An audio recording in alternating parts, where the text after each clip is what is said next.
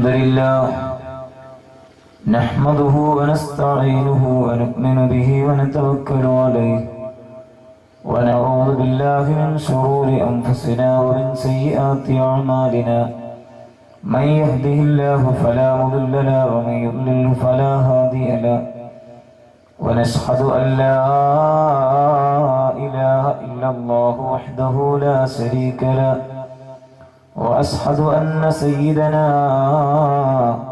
محمدا عبده ورسوله أرسله بالهدى ودين الحق ليظهره على الدين كله ولو كره المشركون ما شاء الله كان وما لم يشأ لم يكن لا حول ولا قوة إلا بالله العلي العظيم اللهم صل وسلم وبارك على رسولك سيدنا محمد وعلى آل سيدنا ومولانا محمد وصل على جميع الأنبياء والمرسلين والحمد لله رب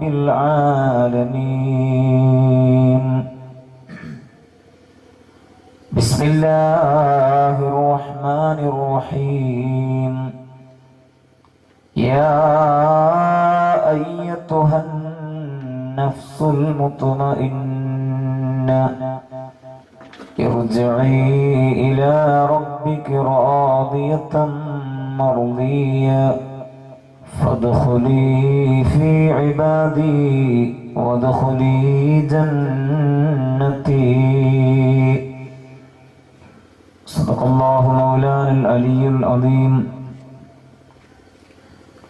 قال النبي صلى الله عليه وسلم أحكم السفينة فإن البحر عميق واستكثر الزاد فإن السفر طويل وخفف ظهرك فإن العقبة كؤود أجل ذنوبي عند عفوي كسيدي حقير وإن كانت ذنوبي عظائما فما زلت غفارا وما زلت راحما وما زلت ستارا على الخلق دائما لئن كنت قد تعبرت جهلي في الهوى وقضيت أوطار البطالات هائما فها أنا قد أقررت مولاي بالذي جنيت وقد أصبحت حيران نادما الله سبحانه وتعالى മരണം ഖൈറാകുമ്പോൾ ലാ ഇലാഹ ഇല്ലല്ലാഹ് എന്ന കലിമത്തു തൗഹീദ് ഉച്ചരിച്ചു മരിക്കുവാൻ നമുക്കും നമ്മോട് ബന്ധപ്പെട്ട എല്ലാവർക്കും അല്ലാഹു തൗഫീഖ് ചെയ്യുമാറാവട്ടെ. ആമുഖങ്ങളൊന്നും പറയാതെ വിഷയത്തിലേക്ക് നീങ്ങുകയാണ്.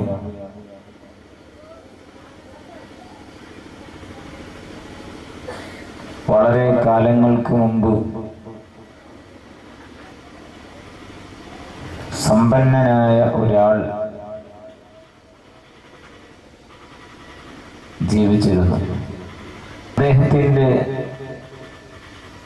പല സ്വപ്നങ്ങളിലും മോഹങ്ങളിലും പ്രധാനപ്പെട്ട ഒരു ആഗ്രഹമായിരുന്നു താൻ ജീവിക്കുന്ന ഈ രാജ്യത്ത് ധാരാളം കെട്ടിടങ്ങളുണ്ട്, കൊട്ടാരങ്ങളുണ്ട്, കുടിലുകളുണ്ട്, ഒക്കെയുണ്ട്. എന്നാൽ ഈ വീടുകളിൽ നിന്നെല്ലാം വ്യത്യസ്തമായ നമ്മുടെ രാജ്യത്തുള്ള കൊട്ടാരങ്ങളിൽ നിന്നൊക്കെയും വ്യത്യസ്തമായ തുല്യതയില്ലാത്ത ഒരു കെട്ടിടം, ഒരു വീടിന്റെ പണി എനിക്ക് പൂർത്തിയാക്കണം, അദ്ദേഹത്തിന്റെ ആഗ്രഹമാണ്.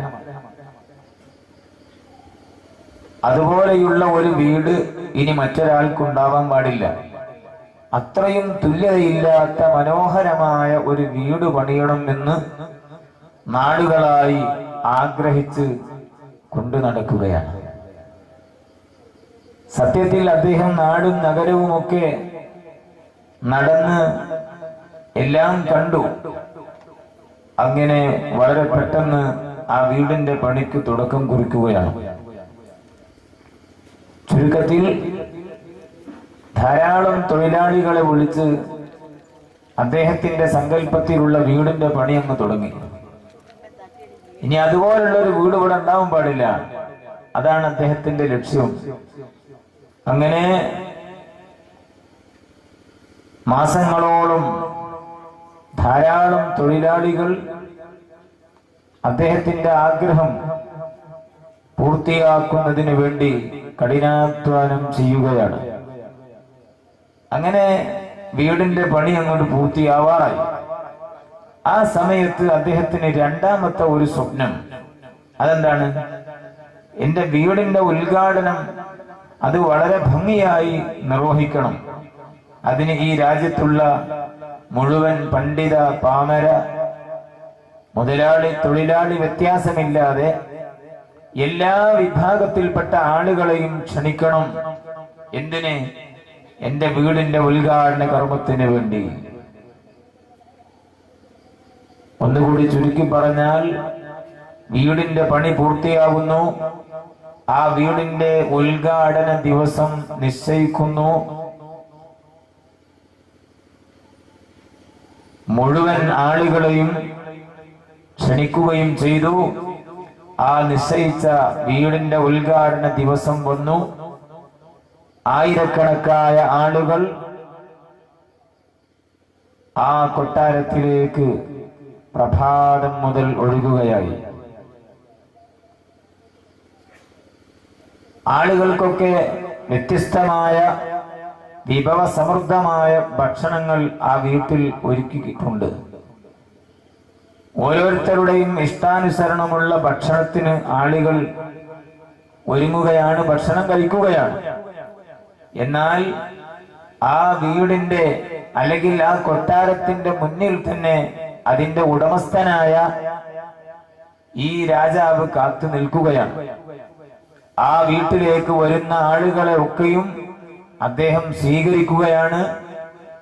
ഭക്ഷണത്തിനുള്ള നിശ്ചയിക്കപ്പെട്ട ഭാഗത്തേക്ക് അയക്കുകയാണ്.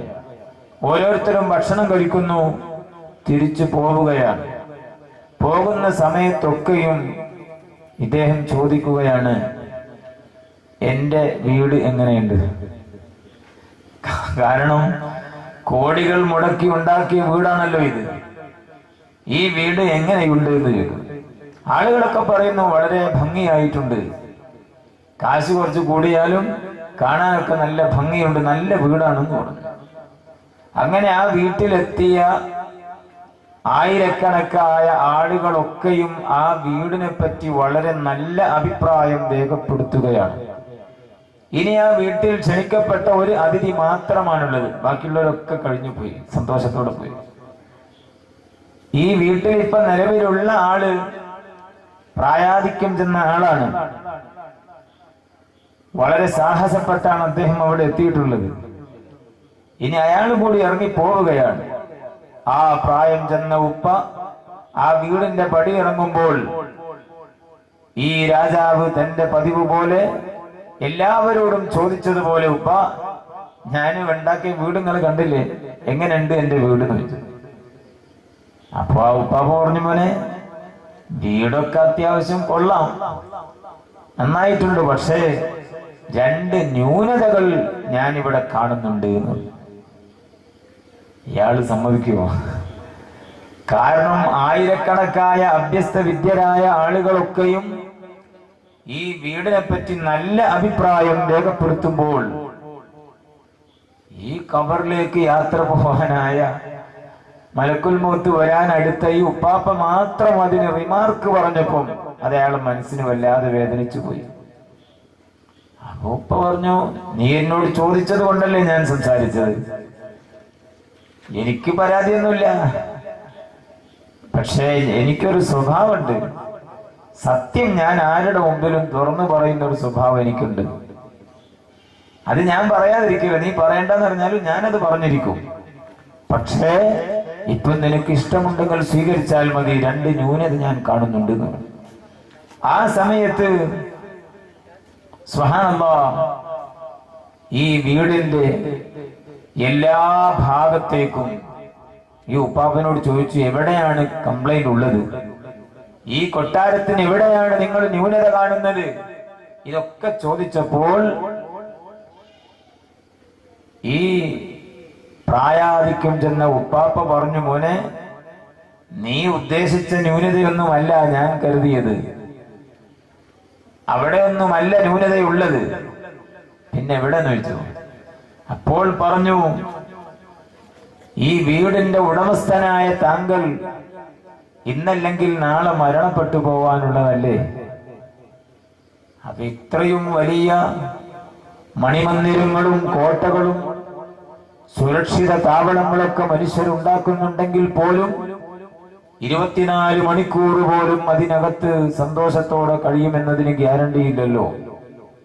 അപ്പൊ അത്യാവശ്യത്തിന് താമസിക്കാൻ പറ്റിയ നല്ലൊരു വീടുണ്ടാക്കിയതിനു ശേഷം ബാക്കിയുള്ളത് ഈ രാജ്യത്തുള്ള പാവപ്പെട്ടവർക്ക് കൊടുക്കലല്ലേ ബുദ്ധി എന്നുള്ള അർത്ഥത്തിലാണ് ഇദ്ദേഹം സംസാരിക്കുന്നത്. പക്ഷെ ഈ സമ്പന്നനെ അതൊന്നും തലേ കയറിയിട്ടില്ല. കാരണം കോടികൾ കുറെ അങ്ങോട്ട് മാറിയിട്ടുണ്ട് ഈ വീടുണ്ടാക്കാൻ. അപ്പൊ അതിനി ഒരാളൊരു റിമാർക്ക് പറയുന്നത് സഹിക്കാൻ പറ്റുന്നില്ല. അങ്ങനെ ചോദിച്ചു, എന്താണ് ഉപ്പ പറഞ്ഞത്? ഈ വീടിന്റെ ഉടമസ്ഥനാകുന്ന ഞാൻ മരിക്കുമെന്നാണോ പറഞ്ഞത്? അതെ, ഇന്നല്ലെങ്കിൽ നാളെ നീ മരിക്കാനുള്ളതാണ്. അപ്പം വേഗം ഇയാൾ ചോദിക്കുകയാണ് ഉപ്പ അവനോട്, അങ്ങനെയാണെങ്കിൽ മരിക്കാത്ത ആരെങ്കിലും ഉണ്ടോ ഈ ലോകത്ത്? അദ്ദേഹത്തെ ചെന്ന് കണ്ടിട്ട് അതുകൊണ്ടൊന്നും ആവാൻ വേണ്ടിട്ടായിരിക്കും. മരിക്കാത്ത ആരെങ്കിലും ഉണ്ടോ ഇവിടെ?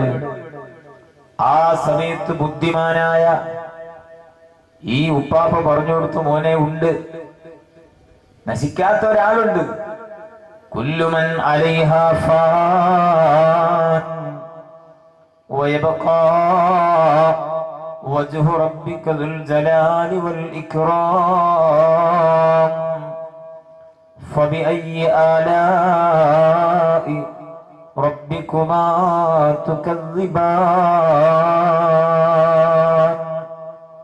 കുല്ലുമൻ അലൈഹാ ഫാൻ, ഈ ലോകത്തുള്ള സർവ്വ മനുഷ്യരും സർവ്വ വസ്തുക്കളും മുഴുവനും എല്ലാം നശിച്ചു പോകും, എല്ലാം തകർന്ന് തരിപ്പണമായി പോകും. ഹിമാലയങ്ങളൊക്കെ പരുത്തികളെ പോലെ ഉന്നങ്ങളെ പോലെ പറന്നു പറന്നു പോകുന്ന ഒരു ലോകമുണ്ട്, എല്ലാം നശിക്കും. പക്ഷേ മഹത്വമുള്ള ഈ ഉലകത്തിന്റെ ഉടമസ്ഥനായ പരമാണു മുതൽ പടുകൂറ്റൻ ഗാലക്സികൾ വരെ സൃഷ്ടിച്ചു നിയന്ത്രിക്കുന്ന സർവശക്തനായ അല്ലാഹു ഒരിക്കലും നശിക്കുകയില്ല. അപ്പൊ ഇയാളുടെ മനസ്സിന് എന്തോ ഒരു പരിവർത്തനം വരുന്നുണ്ട്. അപ്പൊ ഈ ഉപ്പാപ്പയുടെ ഉദ്ദേശം എന്ന് പറഞ്ഞാൽ, അപ്പം ഈ ബുദ്ധിയുള്ള ആളുകളൊക്കെ അങ്ങനെയല്ലേ ചിന്തിക്കേണ്ടത്? ഒരിക്കലും നശിക്കാത്ത ഒരാളുണ്ടെങ്കിൽ ആ ഉടമസ്ഥനായ അല്ലാഹുവുമായുള്ള അടുപ്പം സ്വീകരിക്കലല്ലേ, അതിനു പറ്റിയ പ്രവർത്തനങ്ങളുമായി ബന്ധപ്പെടലല്ലേ ബുദ്ധി എന്നാണ് ഈ ഉപ്പ ചിന്തിച്ചത്. ശരിയെന്നല്ലേ അത്? സുബ്ഹാനല്ലാഹ്. ഒരല്പസമയം കഴിഞ്ഞപ്പം ഈ സമ്പന്നൻ ചോദിക്കുകയാണ്, ഇപ്പൊ പറഞ്ഞ എനിക്ക് മനസ്സിലായി എല്ലാവരും മരിക്കുന്നു, പക്ഷേ ഒരിക്കലും തകരാത്ത ഒരു വീടുണ്ടെന്ന് പറഞ്ഞല്ലോ. അഥവാ രണ്ട് ന്യൂനതല്ലേ കണ്ട്? ഒന്നാമത്തെ ന്യൂനത, ഈ വീടിന്റെ ഉടമസ്ഥനായ ഞാൻ ഇന്നോ നാളെയോ ആയിട്ട് മരിച്ചു പോകാനുള്ളതാണ്. രണ്ടാമത്തെ ന്യൂനത എന്താണ്? ഈ വീടും ഇന്നല്ലെങ്കിൽ നാളെ തകരാനുള്ളതാണ്.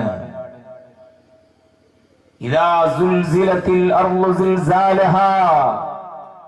വള്ളത്തോൾ നാരായണ മേനോൻ ഇതിനെ സൂചിപ്പിക്കുന്ന വരികൾ എഴുതിയിട്ടുണ്ട്.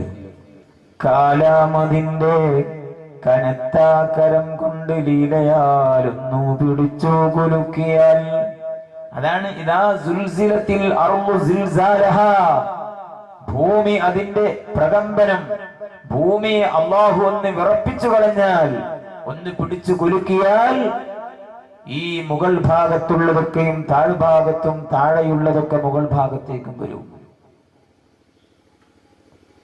ഏതാനും വർഷങ്ങൾക്കപ്പുറത്ത് അഹമ്മദാബാദിന്റെ തെരുവോരങ്ങളെ മുഴുവനും പിടിച്ചു കുലുക്കിയ 6-7 സെക്കൻഡുകൾക്കുള്ളിൽ 21 നിലകളുള്ള വലിയ വലിയ കെട്ടിടങ്ങളൊക്കെ 20ഉം താഴെയായി 21ാമത്തെ മുകളിൽ ഇങ്ങനെ നിൽക്കുന്നത്. അങ്ങനെയൊക്കെയാണ് അള്ളാഹുവിന്റെ പണി. അങ്ങനെയാണ്.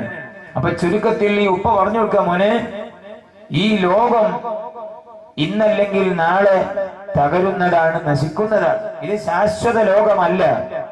അപ്പോൾ നീ ഉണ്ടാക്കി കോടികൾ മുടക്കി ഉണ്ടാക്കിയ ഈ കെട്ടിടവും ഇന്നോ നാളെയായി തകരാനും നശിക്കാനുമുള്ളതല്ലേ? അപ്പൊ അതുകൊണ്ട് അത്യാവശ്യത്തിന് താമസിക്കാൻ പറ്റിയ ഒരു വീടുണ്ടാക്കുകയും ബാക്കി പണം ആഖിറത്തിന്റെ രക്ഷയ്ക്ക് വേണ്ടി ഉപയോഗിക്കലുമല്ലേ ബുദ്ധി? ആ സമയത്ത് ഇദ്ദേഹം ചോദിച്ചു, അങ്ങനെയാണെങ്കിൽ ഒരിക്കലും നശിക്കാത്ത വീട് എവിടെങ്കിലും ഉണ്ടോ? നശിക്കാത്ത ഒരാളുണ്ടെന്ന് പറഞ്ഞില്ലേ, അന്നുണ്ടെന്ന് പറഞ്ഞില്ലേ? എന്നാ പിന്നെ ഒരു കാലത്തും തകരാത്ത വല്ല കെട്ടിടങ്ങൾ എവിടെയെങ്കിലും ആരെങ്കിലും പണിതിട്ടുണ്ടോ? ഉണ്ടെങ്കിൽ പിന്നെ അതുപോലൊരു വീടുണ്ടാക്കാനാണ്. ആ സമയത്ത് ബുദ്ധിമാനായ ആള് പറഞ്ഞു കൊടുത്തു, പ്രിയപ്പെട്ട സ്നേഹിത, ഒരു കാലത്തും നശിച്ചു പോവാത്ത ഒരു കൊട്ടാരമുണ്ട്. ഒരു കാലത്തും അത് തകരുന്നതല്ല. ഒരാള് ആരൊക്കെ വിചാരിച്ചാലും അതിനെ തകർക്കാനും സാധ്യമല്ല. അങ്ങനെയുള്ള മനോഹരമായ ഒരു വീടുണ്ട്. ആ വീട്ടിലേക്ക് ആർക്കെങ്കിലും പ്രവേശനം ലഭിച്ചു കഴിഞ്ഞാലോ ഒരു സെക്കൻഡ് പോലും ആ കൊട്ടാരത്തിൽ നിന്നൊന്ന് പുറം ലോകത്തെ പറ്റി ആലോചിക്കുകയില്ല. അത്രയും മനോഹരമായ ഒരു കെട്ടിടം ഇവിടെയുണ്ട്. അപ്പൊ ചോദിച്ചത് എവിടെയാണ്? അതാണ് മുഅ്മിനീങ്ങളായ ആളുകളെ, വിശ്വാസികളെയും വിശ്വാസിനികളെയും സ്വീകരിക്കുവാനും ആദരിക്കുവാനും അല്ലാഹു നിർമ്മിച്ച ഭവനമാണ്. അതിന്റെ പേരാണ് സ്വർഗം. ഈ രൂപമാണ്, ഈ ആശയമാണ് സൂറത്തുൽ കഹ്ഫിൽ കാണാം. എല്ലാ വെള്ളിയാഴ്ചയും ഒരു തവണയെങ്കിലും അൽ കഹ്ഫ് ഓതണം. നമ്മൾ ഓതാത്ത ഒരു വെള്ളിയാഴ്ച നമുക്ക് കഴിഞ്ഞു പോകാൻ പാടില്ല. ആ സൂറത്തുൽ കഹ്ഫിന്റെ അവസാന ഭാഗം നിങ്ങൾ നോക്കൂ. ഈ സ്വർഗത്തെ പറ്റി പരിചയപ്പെടുത്തി കാണാം. ഇന്നല്ലദീന ആമനു വഅമിലുസ് സ്വാലിഹാത്തി കാനത് ലഹും ജന്നാത്തുൽ ഫിർദൗസി നുസുലാ ഖാലിദീന ഫീഹാ ലാ യബ്ഗൂന അൻഹാ ഹിബലാ. ഇന്നല്ലദീന ആമനു, നിശ്ചയമായും വിശ്വസിക്കേണ്ടതുപോലെ വിശ്വസിക്കുകയും വഅമിലുസ് സ്വാലിഹാത്ത്, കർമ്മനിരതരാകുകയും ചെയ്ത ഒരു പറ്റം ആളുകൾ. അപ്പം വിശ്വാസം ക്ലിയർ ആവണം. എങ്ങനെങ്കിലും വിശ്വസിച്ചാൽ പോരാ. അപ്പം വിശ്വസിക്കേണ്ടതുപോലെ വിശ്വസിക്കുകയും ആ വിശ്വാസമനുസരിച്ചുള്ള കർമ്മങ്ങൾ അനുഷ്ഠിക്കുകയും പ്രവർത്തിക്കുകയും ചെയ്താൽ, അങ്ങനെ ഒരു പറ്റം ആളുകളുണ്ട്. കാനത് ലഹും ജന്നാത്തുൽ ഫിർദൗസി നുസുലാ, അവർക്ക് ഫിർദൗസാകുന്ന സ്വർഗത്തിൽ ഒരു വിരുന്ന് സൽക്കാരമുണ്ട്. അല്ലാഹു പറയുകയാണ്, ആ വിരുന്ന് സൽക്കാരത്തിൽ പങ്കെടുക്കുവാൻ അല്ലാഹു നമുക്കൊക്കെ തൗഫീഖ് ചെയ്യുമാറാവട്ടെ.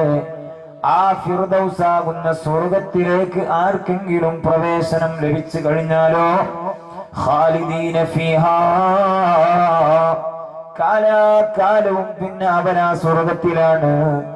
ലാ യബ്ഗൂന അൻഹാ ഹിബലാ, ഒരു കാലത്തും ഒരു സെക്കൻഡ് സമയം പോലും ആ സ്വർഗത്തിൽ നിന്ന് ഒന്ന് പുറം ലോകത്തെ പറ്റി ആലോചിക്കില്ല. ഒന്ന് പുറത്തേക്ക് നീങ്ങുവാൻ അവർ കൊതിക്കുകയില്ല. സുബ്ഹാനല്ലാഹ്. ഇതങ്ങ് കേട്ടപ്പോ അയാളുടെ മനസ്സിന് മാറ്റം വന്നു. ഞാൻ ഈ സദസ്സിനോട് ചോദിക്കുന്നത്, നമ്മുടെയൊക്കെ മോഹങ്ങൾ എവിടെയാണ്? നമ്മുടെയൊക്കെ ആഗ്രഹങ്ങൾ എത്രയാണ്. ഒരാൾ നല്ലൊരു വാഹനം എടുത്താൽ അപ്പം മനസ്സ് പറയും അതുകൊണ്ടൊരു വാഹനം എനിക്ക് എടുക്കണമെന്നാണ്. ഒരു സൈക്കിൾ പോലും വാങ്ങാൻ പോലും ഗതിയില്ലാത്തവന്റെ ആഗ്രഹമാണത്. ഒരാളൊരു വീട് പണിതു, ആ വീട് പണിതപ്പോ നമ്മൾ അവിടെ ക്ഷണിച്ചു അതിന്റെ ഉദ്ഘാടനത്തിന്. പിന്നെ നമ്മൾ ആ വീട് നോക്കുകയാണ് എന്തൊക്കെ വർക്ക് അവിടെ നടന്നത്. അതുപോലെ ഒരു കൊട്ടാരം എന്നാണ് എനിക്ക് പറയാൻ പറ്റുക. വീടുണ്ടാക്കണം കുഴപ്പമുണ്ടെന്ന് ഞാൻ പറഞ്ഞിട്ടില്ല. അപ്പൊ മനുഷ്യന്റെ ആഗ്രഹം അങ്ങനെയാണ്. എന്നാൽ ആ വീടിന്റെ പണി പൂർത്തിയാക്കാൻ പറ്റുമല്ലേന്ന് അവനറിയോ? ഈ വീടിന്റെ പണി പൂർത്തിയാകുമോ, അതിൽ ജീവിക്കാൻ അവസരം കിട്ടുമല്ലേന്ന് അറിയോ? ഇല്ല. നിങ്ങൾക്കറിയില്ലേ ഏത് സമയത്ത് നമ്മുടെ മരണം സംഭവിക്കുമെന്ന് നമുക്കാർക്കും പറയാൻ കഴിയില്ല.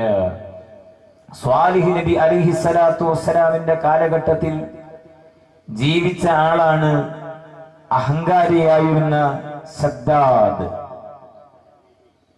അതൊന്നും പറയരുത്. ലാനത്തുള്ളാഹി ഒക്കെ പറയാം, വേറൊന്നും പറയരുത്. ശദ്ദാദ് അയാള് സ്വാലിഹ് നബി ജനങ്ങളോട് പറഞ്ഞത് അറിയോ?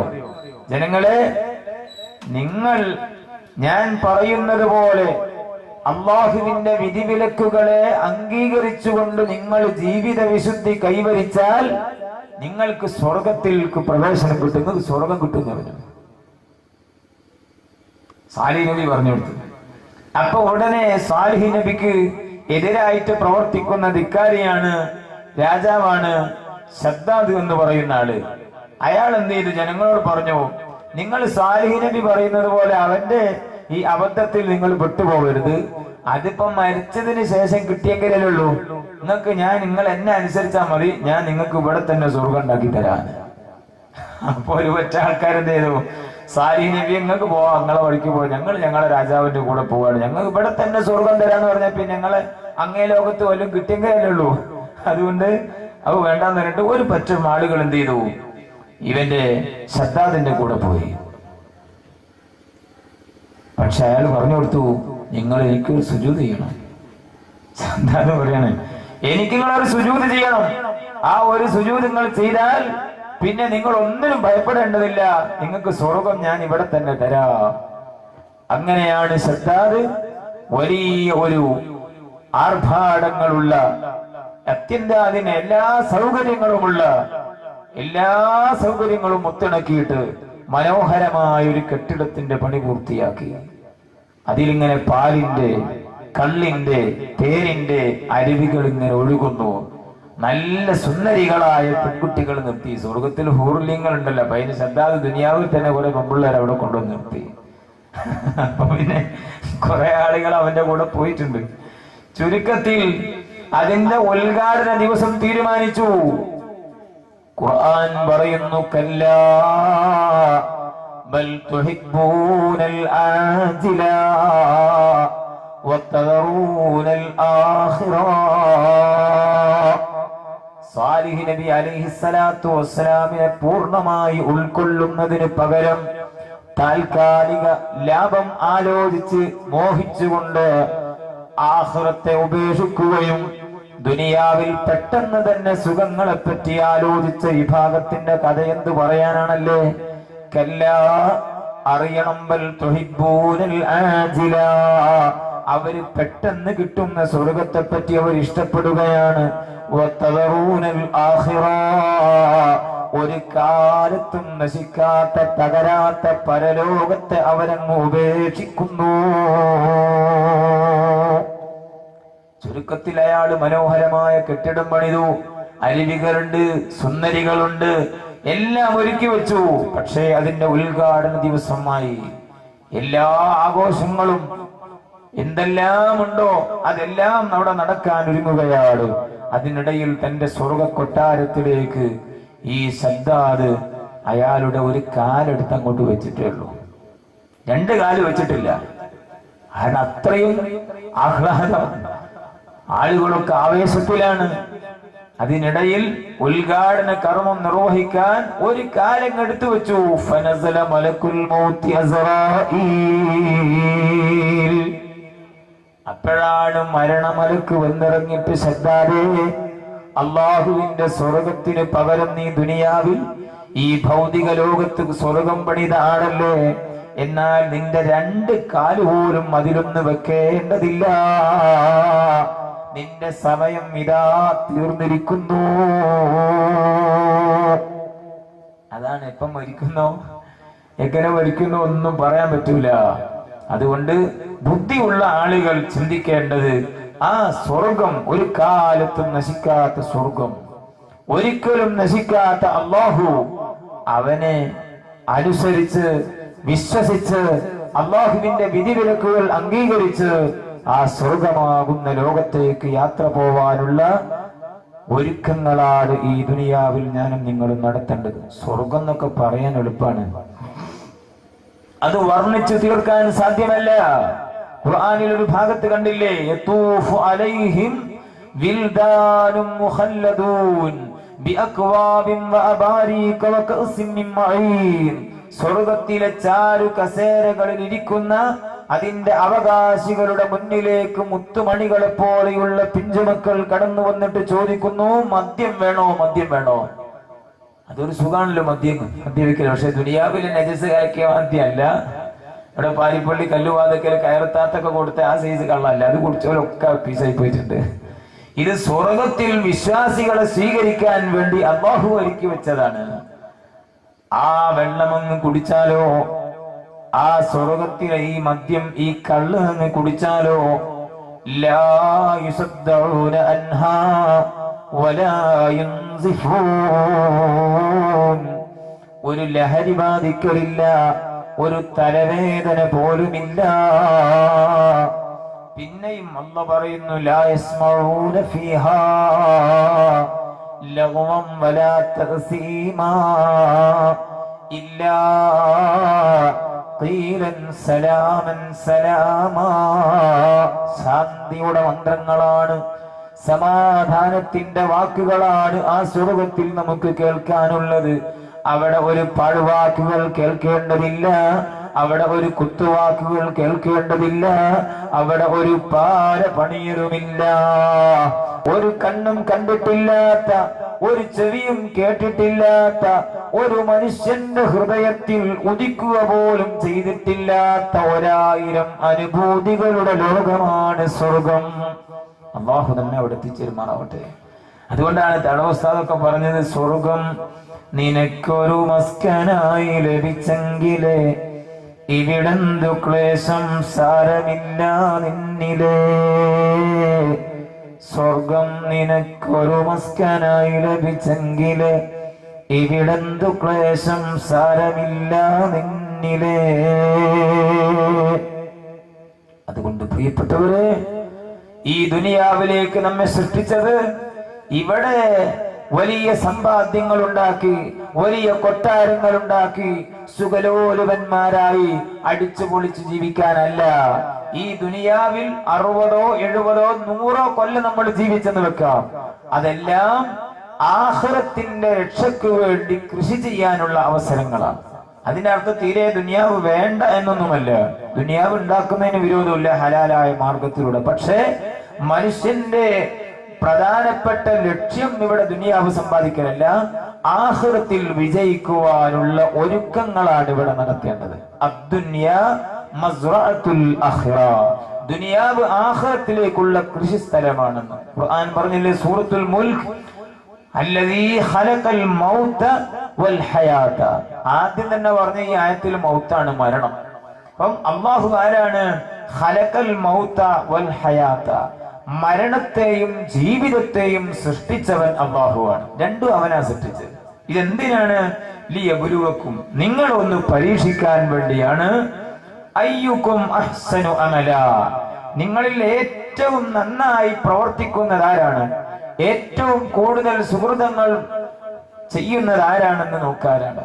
അങ്ങനെ നന്നായി പഠിച്ച് പരീക്ഷ എഴുതിയ കുട്ടികൾക്ക് സമ്മാനം നൽകലുണ്ട്. ഇതുപോലെ നിങ്ങൾ പരമാവധി ഭക്തിയോടെ ജീവിച്ച് ഹറാമും ഹലാലും ഒക്കെ തിരിച്ചറിഞ്ഞ് സൂക്ഷ്മതയോടെ ജീവിക്കുമ്പോ നിങ്ങൾക്ക് അല്ലാഹു നാളെ സ്വർഗം സമ്മാനിക്കുന്നതാണ്. അല്ലാതെ ഇവിടെ അങ്ങനെ എങ്ങനെയെങ്കിലും അടിച്ചു പൊളിച്ചങ്ങോട്ട് പോയിട്ട് പിന്നെ അവിടെ എത്തിയാൽ അവിടുന്ന് നല്ല ഇടി കിട്ടുമെന്നല്ലാതെ ഒരു രക്ഷയുണ്ടാവില്ല. അപ്പൊ അതുകൊണ്ട് പരമാവധി അയ്യുക്കും അഹ്സനു അമല, കാരണം നമുക്ക് പോവാനുള്ള ലോകം അതാണ്.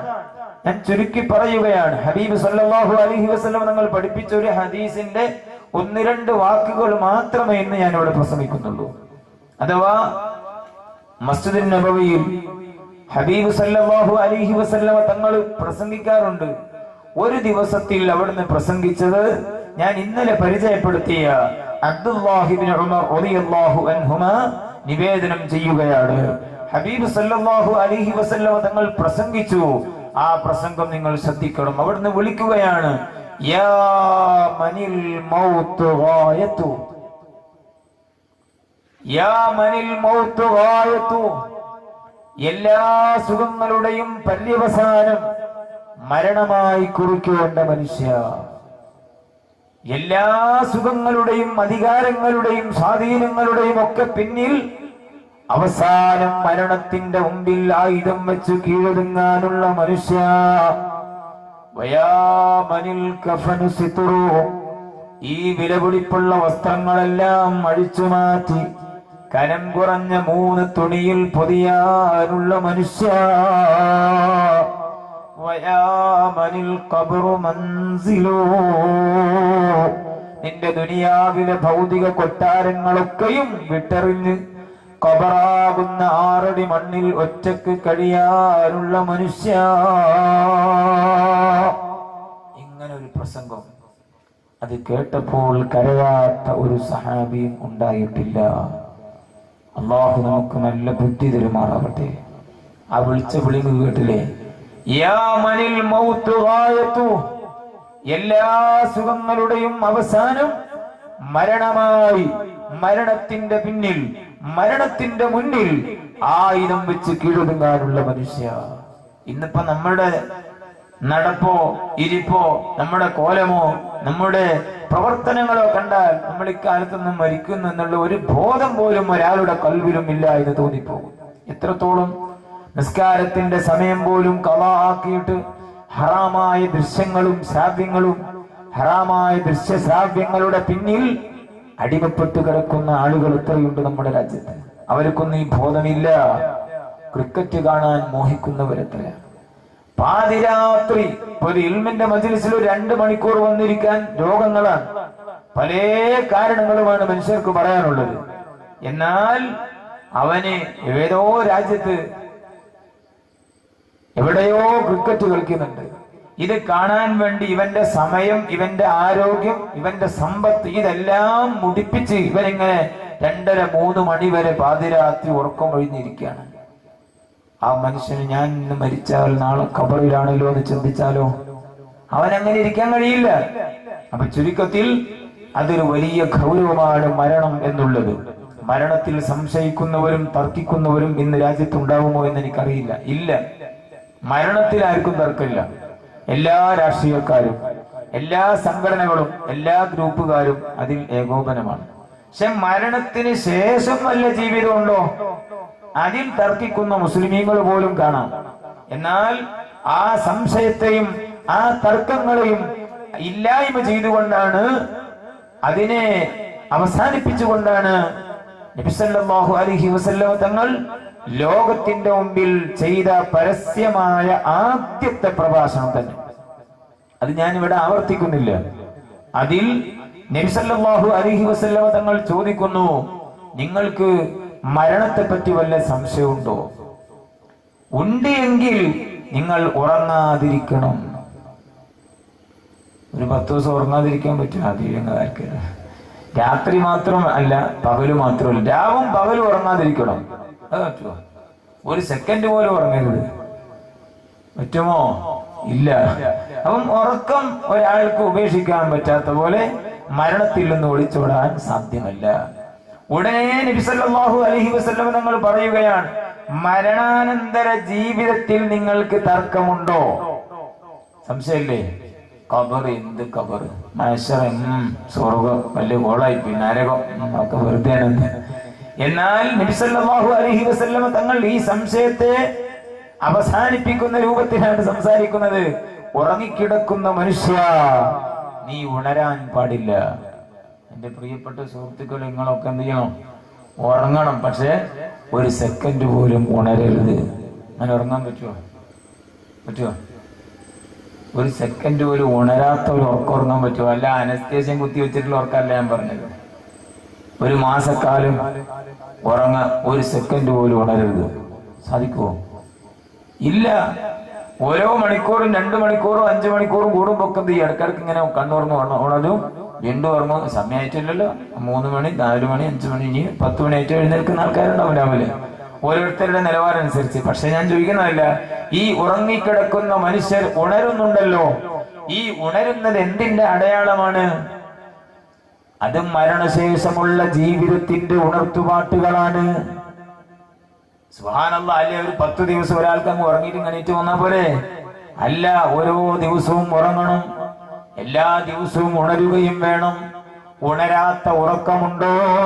അത് അവസാന യാത്ര സംഭവിച്ച ഉറക്കമാണ്. അതുകൊണ്ട് മരണശേഷമുള്ള ജീവിതത്തിൽ ആർക്കെങ്കിലും എന്തെങ്കിലും തർക്കമോ സംശയമോ ഉണ്ടോ? അയാൾ സ്വന്തം ചികിത്സിച്ചാൽ മതിയാണ്. ഉറങ്ങുക, ഉണരാതിരിക്കുക. അപ്പം ഉണരുന്നുണ്ടോ? ഉണരുന്നുണ്ടെങ്കിൽ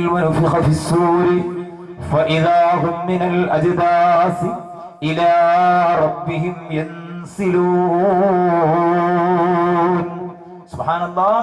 മരണശേഷം ജീവിതമുണ്ടെന്നതിന്റെ വ്യക്തമായ തിരിച്ചറിയൽ കാർഡുകളാണ് ഈ ഉറക്കിൽ നിന്ന് ഉണരുക എന്നുള്ളത്.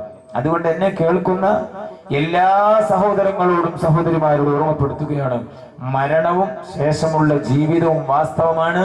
ഇത് യഥാർത്ഥ ജീവിതമല്ല. യഥാർത്ഥ ജീവിതം എപ്പോഴാ തുടങ്ങുക?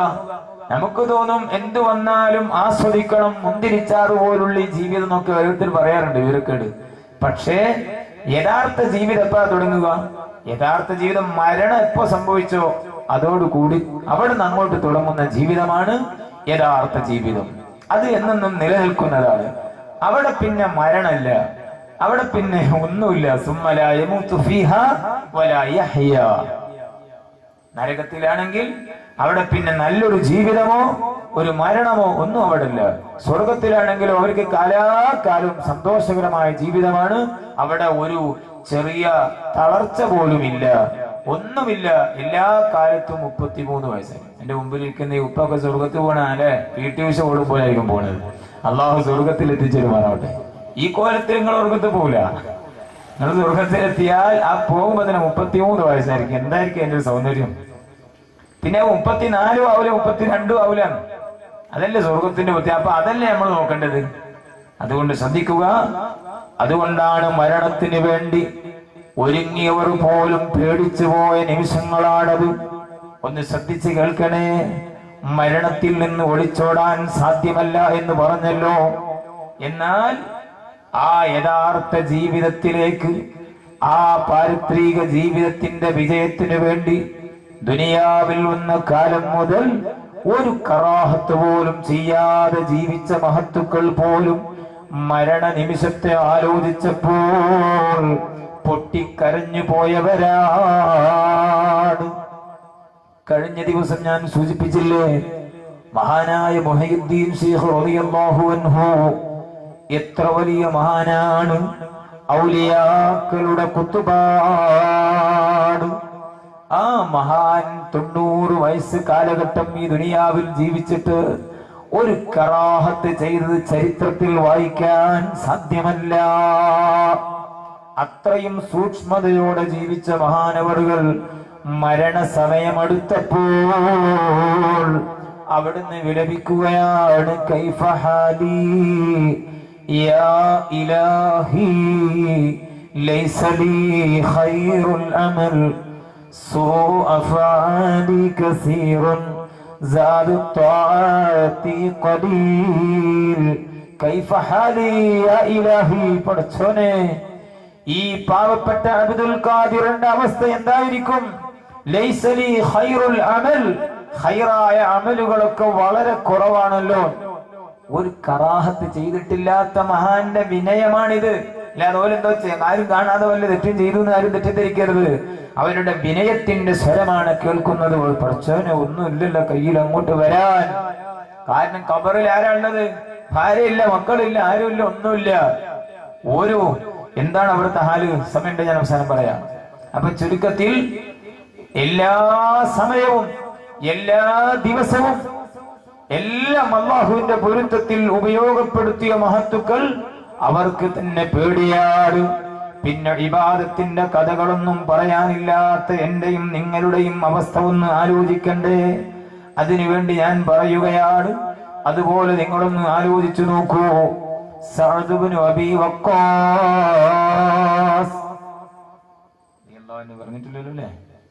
പറഞ്ഞ സയ്യിദുനാ സഅദ് ഇബ്നു അബീ വഖാസ് റളിയല്ലാഹു അൻഹു മരണമടുക്കുകയാണ്.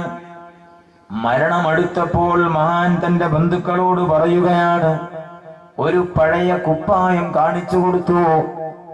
എന്നിട്ട് പറയുന്നു, ആ കുപ്പായത്തിൽ നിങ്ങൾ എന്നെ കഫൻ ചെയ്യണം. ഞാൻ മരിച്ചാൽ നിങ്ങൾ എന്നെ അതിൽ കഫൻ ചെയ്യണേ.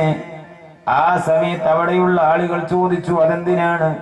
ഒരു നുരുമ്പിപ്പോയ വസ്ത്രത്തിന്റെ കഥ പറയുന്നത് എന്തിനാണ്? നമുക്ക് നല്ലത് തന്നെ വാങ്ങാമല്ലോ, കഫൻ ചെയ്യാനല്ലോ, ഇനി വേറെ വാങ്ങണ്ടല്ലോ, 3 തുണി വാങ്ങിയ പോലെ. പിന്നെ ഒരു നുരുമ്പിയ പഴയ വസ്ത്രത്തിന്റെ കഥ എന്തിനാ പറയുന്നു വെച്ചു.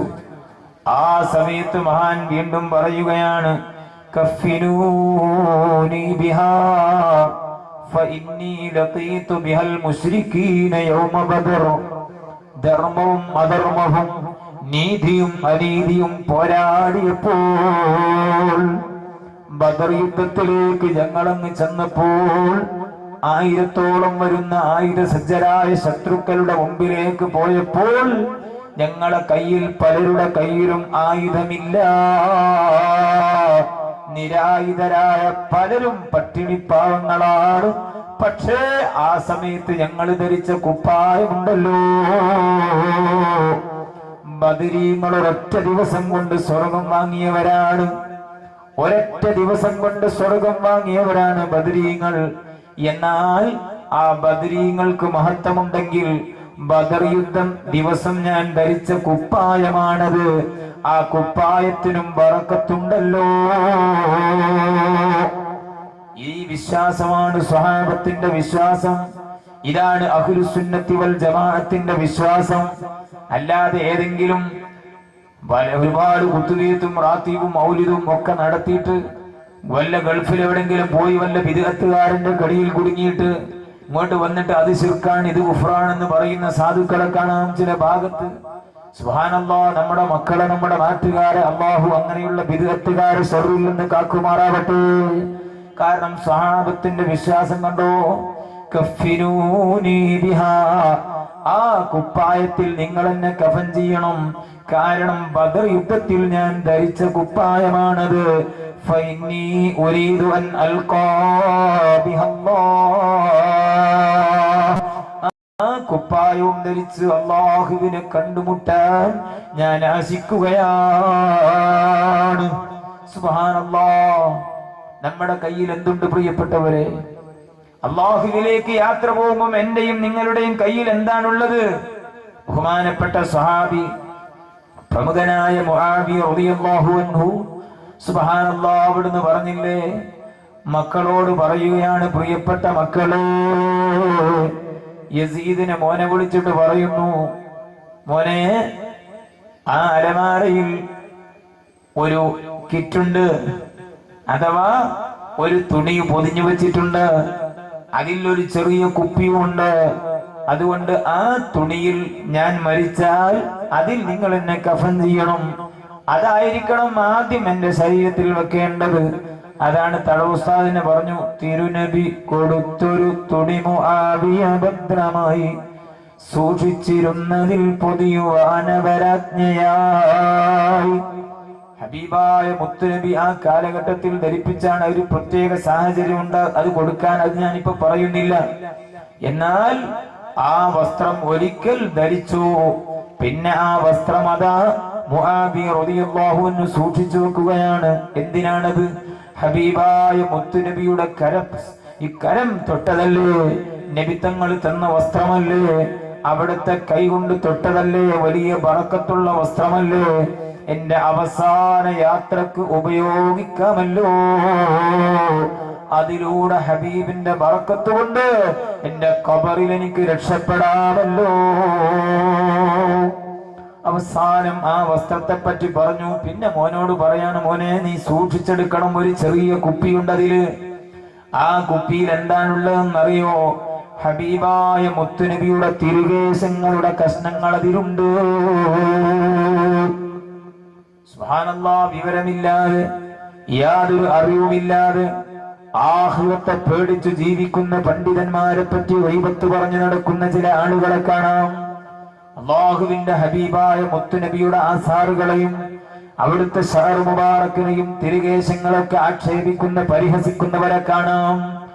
നിങ്ങൾ ആരെങ്കിലും അല്ലാഹുവിന്റെ ഹബീബിന്റെ തിരുകേശത്തെയോ അത് സൂക്ഷിച്ചു വെക്കുന്ന പണ്ഡിതന്മാരെയോ നിങ്ങൾ ഗൈബത്ത് പറഞ്ഞിട്ടുണ്ടെങ്കിൽ ഹബീബായ മുത്തുനബിയുടെ തിരുസന്നിധിയിൽ ചെന്ന് മാപ്പ് ചോദിക്കാതെ രക്ഷയില്ല.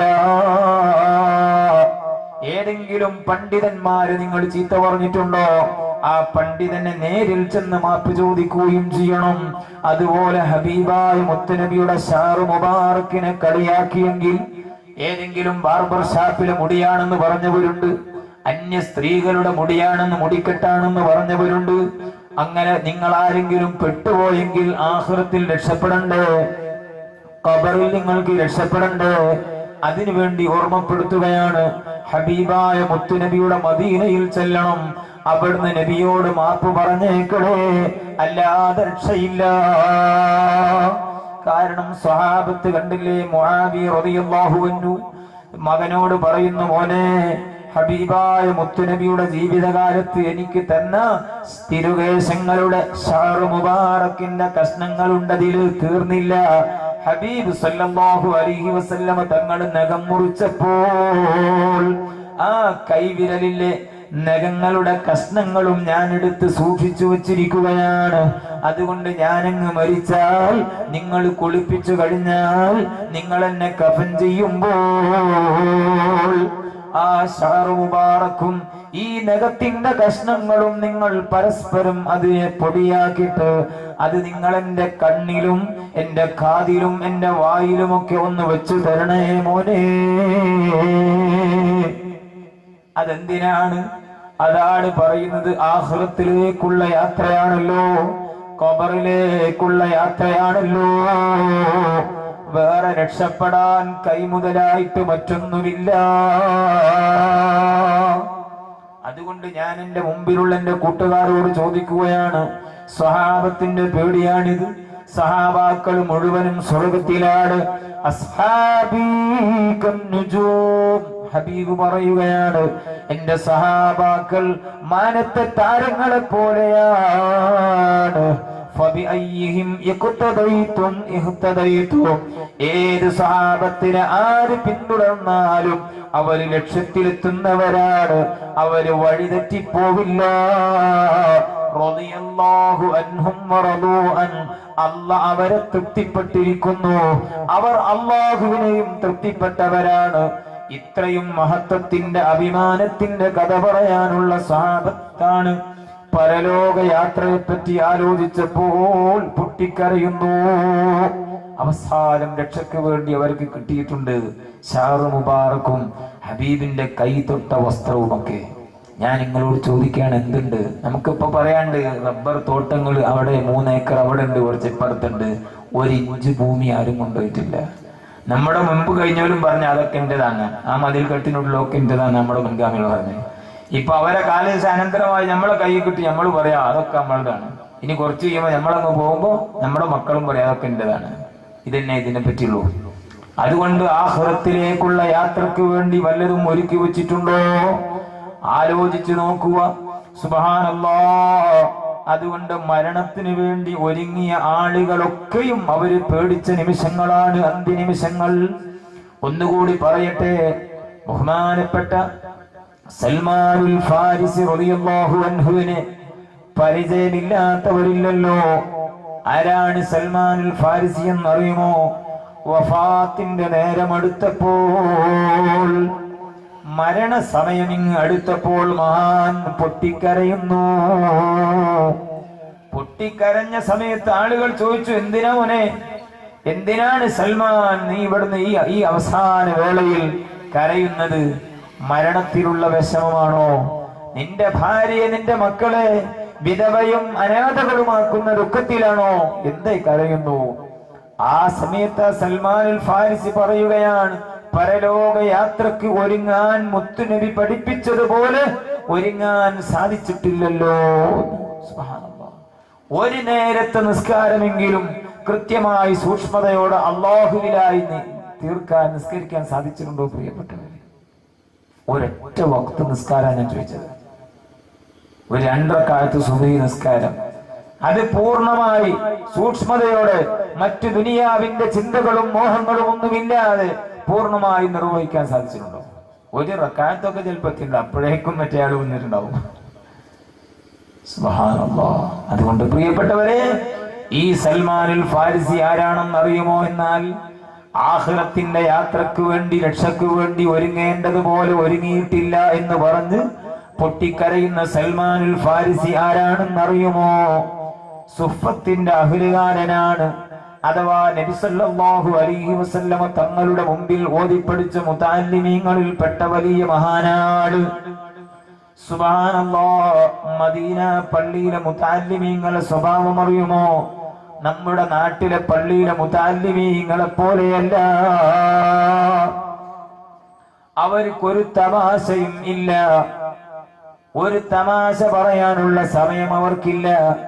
അവർക്ക് ദുനിയാവിന്റെ ബന്ധങ്ങളില്ല. അവർക്ക് കച്ചവടമില്ല. അവർക്ക് ഇൽമു പഠിക്കുക, അതനുസരിച്ച് പ്രവർത്തിക്കുക, നിസ്കരിക്കുക, അടുത്ത നിസ്കാരത്തെ കാത്തിരിക്കുക, ഇതല്ലാത്ത ദുനിയവിയായ യാതൊരു ചിന്തകളും അവരുടെ മനസ്സിലില്ല.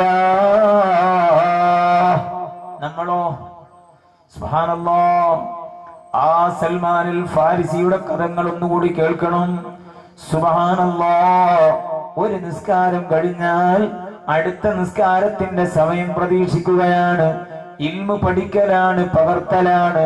ഒരൊറ്റ ഭൗതികമായ സംസാരങ്ങളുമില്ല. അതേ സൽമാനുൽ ഫാരിസിക്ക് എത്ര വസ്ത്രമാണുള്ളതെന്നറിയുമോ? ഒരൊറ്റ വസ്ത്രം മാത്രമാണ്. അത് തന്നെ കരിമ്പടമാണ്. അതൊന്ന് വൃത്തിയാക്കാനോ അതൊന്ന് മാറ്റി കൊടുക്കാനോ രണ്ടാമത്തെ വസ്ത്രമില്ല. സുബ്ഹാനല്ലാഹ്. ആ ഒരു കരിമ്പടം തന്നെ കീറിയതാണ്, അത് നുരുമ്പിയതാണ്, പഴയതാണ്. അത്രയും സൂക്ഷ്മതയോടെ ദുനിയവിയായ യാതൊരു സുഖവും അനുഭവിച്ചിട്ടില്ലാത്ത സൽമാനുൽ ഫാരിസി റളിയല്ലാഹു അൻഹു ഹബീബായ മുത്തുനബിയുടെ ചാരത്തിരിക്കുമ്പോൾ ആ കാലഘട്ടത്തിൽ കിബറനായിരുന്ന, അഹങ്കാരിയായിരുന്ന ഉയൈനത്ത് ഇബ്നു ഹുസൈൻ വരികയാണ്. വന്നിട്ട് പറയുന്നു, ഖുറൈശിയാണ് ആള്, ഖുറൈശിക്കാരനാണ്. പിന്നീട് ഇസ്ലാം മതം വിശ്വസിച്ചിട്ടുണ്ട്. അതുകൊണ്ട് നിങ്ങൾ ഉറക്കത്തിൽ നിന്ന് അദ്ദേഹത്തെ നിങ്ങളൊന്നും ആക്ഷേപിച്ചു പോകരുത്. ഈ വന്ന സമയം അന്ന് ആള് വലിയ അഹങ്കാരിയാണ്, വലിയ ധിക്കാരിയാണ്. പിന്നെ ഇസ്ലാം മതം വിശ്വസിച്ച ആളുമാണ്. അല്ലാഹുവിന്റെ ബർക്കത്ത് കൊണ്ട് നമ്മുടെ ഖൽബ് നന്നാക്കി തെരുമാറാവട്ടെ. എന്നാൽ ആ സന്ദർഭത്തിൽ വലിയ അഹങ്കാരത്തോടെ ഹബീബായ മുത്തുനബിയുടെ ക്ലാസ് കേട്ടിരിക്കുന്ന സൽമാനുൽ ഫാരിസിയെ ചൂണ്ടിക്കാണിക്കുകയാണ്.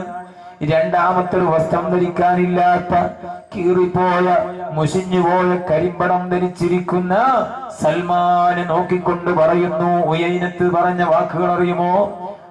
അതുപോലെ നമുക്ക് പറയാൻ കഴിയില്ല. യാ മുഹമ്മദ്, ഓ മുഹമ്മദേ സല്ലല്ലാഹു അലൈഹി റസൂലുള്ളാഹ്. മനസ്സിലാത്തില്ലേ? ചെല്ലണം. സല്ലല്ലാഹു അലാ മുഹമ്മദ് സല്ലല്ലാഹു അലൈഹി വസല്ലം. ഉയൈനത്ത് പറഞ്ഞു, ഓ മുഹമ്മദേ, ഈ സൽമാനെ പോലെയുള്ള മുഷിഞ്ഞു നാറിയ, കീറിപ്പോയ, ചെറിയ വസ്ത്രം ധരിച്ചിരിക്കുന്ന ഇവനെ പോലെയുള്ള സംസ്കാരമില്ലാത്ത ആളുകൾ നിന്റെ മുമ്പിലുള്ളത് കൊണ്ട് ഞങ്ങൾക്കൊന്നും കൊണ്ട് കടന്നു വരാൻ പറ്റുന്നില്ല. ഞങ്ങൾ ഇവിടുത്തെ പ്രമുഖരാണ്, ഞങ്ങൾ ഇവിടുത്തെ പ്രമാണിമാരാണ്, ഇവിടുത്തെ സമ്പന്നന്മാരാണ് ഞങ്ങൾ. അതുകൊണ്ട് നിന്നെ, ഇവനെ പോലെയുള്ള ആളുകൾ ഇവിടുന്ന് പുറത്താക്കിയാൽ എന്നെ പോലെയുള്ള പല ആളുകൾക്കും ഇവിടെ കയറി വരാനുണ്ട് എന്ന് പറഞ്ഞു. ഉടനെ സൽമാനുൽ ഫാരിസി അല്ലേ ഇത് കേട്ടത്, ചൂണ്ടിക്കാണിച്ചു പറഞ്ഞപ്പോ സൽമാനുൽ ഫാരിസി റളിയല്ലാഹു അൻഹു കരഞ്ഞുപോയി. കരഞ്ഞിട്ട് പള്ളിയുടെ ഒരു മൂലക്കിരുന്ന് പൊട്ടിക്കരയുകയാണ്. കരയുന്നത് എന്തിനാണ്? ജനമധ്യത്തിൽ വെച്ച് കളിയാക്കിയത് കൊണ്ടല്ല, ജനങ്ങൾക്കിടയിൽ ആക്ഷേപിച്ചത് കൊണ്ടല്ല. സൽമാനുൽ ഫാരിസി കരഞ്ഞുകൊണ്ട് റബ്ബിനോട് പറയുന്നു, റബ്ബേ, ഞാനൊരു പാവപ്പെട്ട ദരിദ്രനായി പോയ കാരണത്താൽ മറ്റുള്ള ആളുകൾക്ക് ഹിദായത്തിന്റെ വെളിച്ചം നഷ്ടപ്പെടുകയാണോ അല്ലാഹ്? എനിക്ക് ഹബീബിന്റെ സമീപത്തല്ലാതെ വേറെ എവിടെയും പോയിരിക്കാറില്ല. പക്ഷേ രണ്ടാമത്തെ വസ്ത്രം പോലും എനിക്ക് മാറ്റി ധരിക്കാനുമില്ല. അതുകൊണ്ടല്ലേ ഞാനത് ധരിച്ചത്. പക്ഷേ ഞാൻ അവിടെയുള്ളത് കൊണ്ട് ഈ നാട്ടിലെ പലർക്കും ഹിദായത്ത് നഷ്ടപ്പെടുകയാണോ? സൽമാനുൽ ഫാരിസി പള്ളിയുടെ ഒരു മൂലക്ക് ആരും കാണാതെ കരയുമ്പോൾ അല്ലാഹു കാണുന്നു. ഉടനെ ജിബ്രീൽ അലൈഹിസ്സലാത്തു വസ്സലാമിനെ വിളിച്ചിട്ട് പറഞ്ഞു, ജിബ്രീൽ പോകണം, മദീനത്തേക്ക് പോകണം, ഹബീബിന്റെ അടുത്തേക്ക് പോകണം എന്ന് പറഞ്ഞു. അതാ ജിബ്രീൽ വരുന്നു. ഫനസല മലക്കു ജിബ്രീൽ അലൈഹിസ്സലാത്തു വസ്സലാം അല്ലാഹുവിൽ നിന്നുള്ള സന്ദേശവുമായി കടന്നു വരികയാണ്. സൂറത്തുൽ കഹ്ഫിലുള്ള വസ്ബിർ നഫ്സക മഅല്ലദീന യദൂന റബ്ബഹും ബിൽ ഗദാതി വൽ അശി യുരീദൂന വജ്ഹഹു വലാ തഅദു ഐനാക അൻഹും തുരീദുൽ ഹയാത്തിദ് ദുനിയാ വലാ തുതിഉ മൻ അഗ്ഫൽനാ ഖബ്ലഹു ولا تطع من أغفلنا قلبه عن ذكرنا واتبع هواه وكان أمره فرطا. നബിയെ, പാവപ്പെട്ടവരുണ്ട്, അള്ളാഹുവിന്റെ പ്രീതി മാത്രം ആഗ്രഹിച്ച് അങ്ങയുടെ സമീപത്തിരിക്കുന്നവരുണ്ട്. സമ്പന്നന്മാർക്ക് വേണ്ടി അവഗണിക്കരുത് നബിയേ. സുബ്ഹാനല്ലാഹ്. ഇത്രത്തോളം മഹത്വമുണ്ട് ഈ സൽമാനുൽ ഫാരിസിക്ക്. ആ സൽമാനുൽ ഫാരിസിയാണ് പറയുന്നത്, റബ്ബേ, മരണയാത്രക്ക് വേണ്ടി, പരലോക യാത്രക്ക് വേണ്ടി ഒരുങ്ങാൻ പഠിപ്പിച്ചതുപോലെ ഒരുങ്ങാൻ സാധിച്ചില്ലല്ലോ. എന്നെ കേൾക്കുന്ന പ്രിയപ്പെട്ട ഉപ്പമാരും ഉമ്മമാരും ഒന്ന് ആലോചിക്കണം. ഇനി നമ്മുടെ കഥകളോ ഞാൻ പറയാതെ തന്നെ അറിയുമല്ലോ. അതുകൊണ്ട് പരമാവധി മരണത്തെപ്പറ്റി ആലോചിച്ച് മരണാനന്തര ജീവിത വിജയത്തിന് വേണ്ടി ഒരുക്കങ്ങൾ നടത്തുക.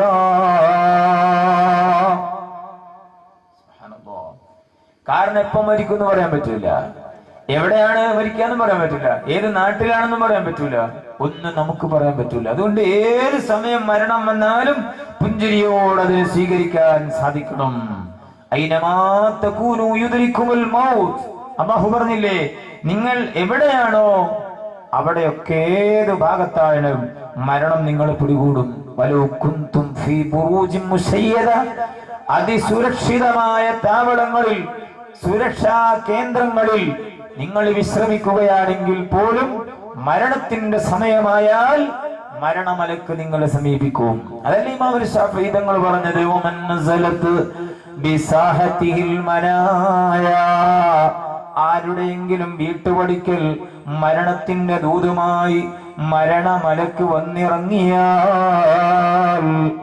ആകാശവും ഭൂമിയും ഒന്നടങ്കം ശ്രമിച്ചാലും തടുക്കുക സാധ്യമല്ല. അതുകൊണ്ടാണ് ഞാൻ ആദ്യം പറഞ്ഞത്, എന്ന് മരിക്കുന്ന എപ്പോ മരിക്കുന്ന അറിയില്ല. അതുകൊണ്ട് എല്ലാ സമയവും അതിനൊരുങ്ങി നിൽക്കുക. ഒരുങ്ങിയവരുണ്ടായിരുന്നു, അവരെ പറ്റിയാണ് ഞാൻ ഇവിടെ പറഞ്ഞത്. അവരൊക്കെ സന്തോഷത്തോടെ ഈ ലോകത്തുനിന്ന് ഇവിടെ പറഞ്ഞിട്ടുണ്ട്. മരണം പല കോലത്തിലാണ്. അഥവാ പൊട്ടിച്ചിരിക്കുന്നവരുണ്ട്, പൊട്ടിച്ചിരിച്ച് മരിച്ചവരുണ്ട്, പൊട്ടിക്കരഞ്ഞവരുണ്ട്, മൃഗ